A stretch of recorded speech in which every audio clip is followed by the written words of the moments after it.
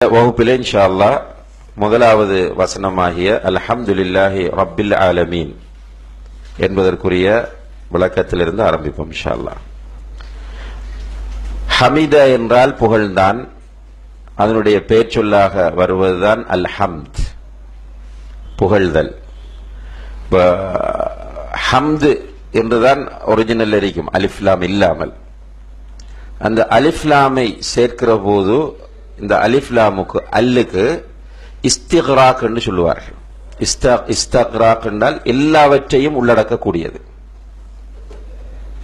அல்ல இஸ்திக்ராக், அதாவது இன்னல் இன்சான லஃபி ஹுஸ்ர், என்னது எல்லா மனிதர்களும். அந்த எல்லா என்பதற்கு அரபியிலே நேரடியாக உள்ள வார்த்தைகள் குல்லுன், ஜமீ என்பதுதான். குல்லு பித்அத்தின் தலாலா, எல்லா பித்அத்துகளும் வழிகேடுகள் என்று சொல்லுவோம். அதே போன்று ஜமீஉன் நாஸ், எல்லா மனிதர்களும். ஆனால் சில இந்த உறுப்புகளை கொண்டு, சில எழுத்துக்களை கொண்டு பொதுமை கருத்து வரும். அதுல ஒரு எழுத்து தான் அல் என்பது. அல் என்று வரும்போது நிறைய அல்லுக்கு நிறைய அர்த்தம் இருக்கிறது.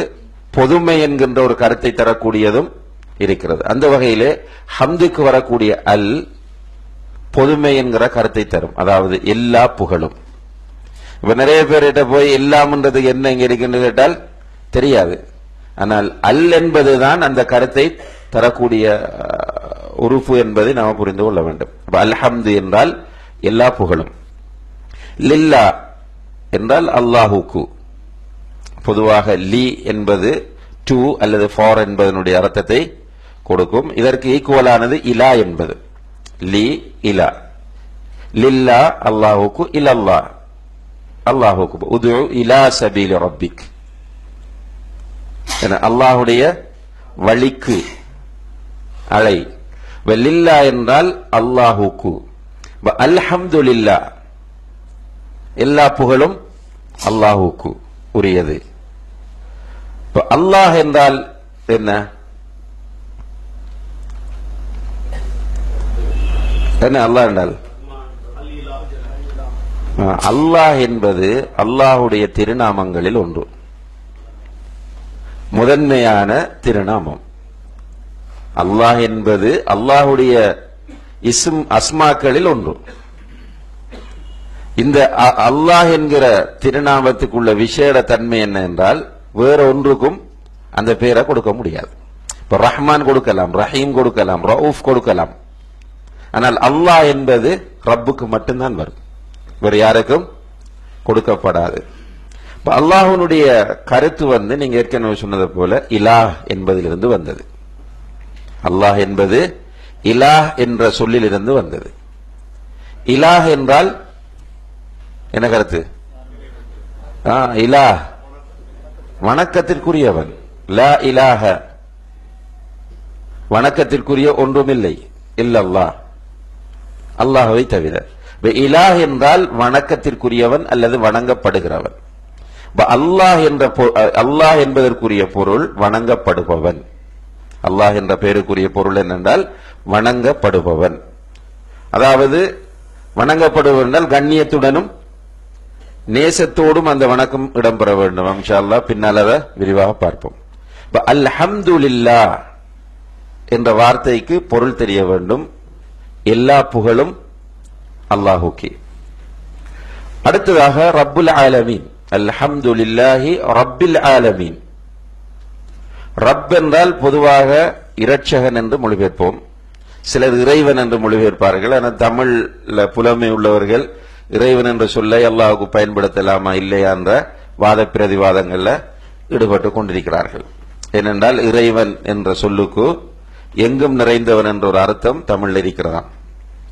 அந்த செய்தியை ஆதாரம் காட்டி அல்லாஹுக்கு இறைவன் என்று சொல்லாதீர்கள், ரப் என்பதை மொழிபெயர்க்க வேண்டும் என்றால் இரட்சகன் என்று மொழிபெயருங்கள் என்று சொல்கிறார்கள். உண்மையிலே அரபை தமிழில் மொழிபெயர்க்கும் போது அல்லது வேறொரு மொழிக்கு மொழிபெயர்க்கும் போது அதனுடைய பூரணமான உயிரோட்டம் இருக்காது. பூரணத்துவமான உயிரோட்டம். அல்லாஹ் என்பதை தமிழில் மொழிபெயர்க்க முடியாது. வணங்கப்படுபவன் என்றால் அந்த அல்லாஹ் என்ற வார்த்தைக்குரிய அந்த சரியான உயிரோட்டம் அதுல வராது. அதே போல நம்ம ஏற்கனவே சொல்லியிருக்கிறோம் வுது. இதை நம்ம டிரான்ஸ்லேட் பண்ணவே முடியாது. வுதுன்னு கொடுத்தால்தான் அதனுடைய உருவட்டம். தயம்மும், ஹஜ், இப்படியான சொற்களை நம்ம மொழிபெயர்க்க முடியாது. ஜக்காத் அப்படி. அதே போலதான் தௌஹீத்.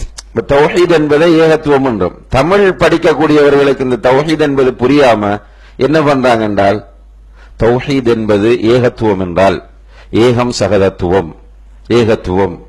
எனவே ஏகத்துவம் என்றால் எல்லாம் ஒன்று என்ற அர்த்தத்தை கொடுக்கும். இப்படி நிறைய ஆய்வுகளை செய்து ஏகத்துவம் என்று மொழிபெயர்க்காதீர்கள் என்று சொல்றாங்க. நமக்கு இந்த ஆர்கியூமெண்ட் எதுவுமே அவசியம் இல்லை. அந்த சொல்லை அல்லாஹும் அல்லாஹ்வுடைய தூதரும் பயன்படுத்திய முறையில் பயன்படுத்தினால். அதே போலதான் ரப் என்கிற சொல். இந்த ரப் என்கிற சொல்ல இரட்சகன் என்றோ இறைவன் என்றோ மொழிபெயர்த்தாலும் அது பொதிந்திருக்கிற அந்த அர்த்தம், சரியான கருத்து நமக்கு கிடைக்காது. ரப் என்ற பதத்தினுள் 3 பண்புகள் உள்ளன. இந்த 3ம் சேர்ந்ததுதான் ரப். அப்ப இரட்சகன் என்று சொன்னாலும் வராது, இறைவன் என்று சொன்னாலும் அந்த கருத்து வராது. 3ம் என்ன? ஒன்று ரப்பாக இருப்பதாக இருந்தால் அவன் படைக்கக்கூடியவனாக இருக்க வேண்டும். அப்ப ரப் என்பதற்குள் படைத்தல் என்ற பண்பு இருக்கிறது. அதே போன்று ரப் என்பவன் ஆட்சி அதிகாரம் உள்ளவனாக இருக்க வேண்டும். எனவே ரப்புக்குள்ள ஆட்சி செய்தல் என்ற அர்த்தம் இருக்கிறது. அதே போல நிர்வகித்தல் என்கிற அர்த்தமும் ரப் என்ற வார்த்தைக்குள் இருக்கிறது.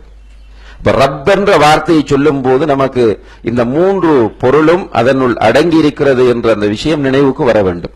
அப்பதான் அந்த ரப்புக்குரிய அர்த்தம் நமக்கு புரியும். இல்லைன்னால் மேலோட்டமாக சொல்லிக் கொண்டு போவோம், அர்த்தம் புரியாது. அப்ப அது நம்மகிட்ட எதிர்பார்க்கக்கூடிய பாதிப்புகள், மாற்றங்கள் வாழ்க்கையில ஏற்படவும் மாட்டாது. ஒரு சடங்காக போய்கொண்டே இருக்கும். ரப் என்ற வார்த்தைக்குள் படைத்தல், ஆட்சி செய்தல், நிர்வகித்தல் என்ற 3 பண்புகளும் உள்ளடங்கி இருக்கின்றன.